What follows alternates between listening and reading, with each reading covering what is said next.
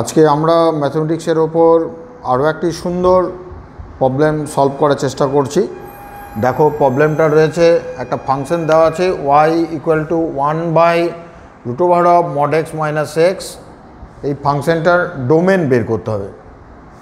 তো যেহেতু ফাংশনটা defined, so y exist, y এর যদি অস্তিত্ব থাকে তাহলে ফাংশনটার অস্তিত্ব এখানটায় রয়েছে, অর্থাৎ নিউমারেটর যেটা ডিনোমিনেটর যেটা রয়েছে সেটা অবশ্যই mod x - x, এটা must be greater than 0, therefore mod x greater than x। খুব সহজেই দেখো আমরা এই ডোমেনটাতে পৌঁছে যেতে পারছি।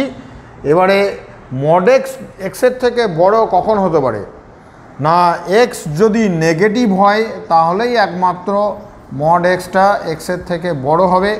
x নেগেটিভ হলে xটাকে বিলং করতে হবে -∞ to 0 মধ্যে।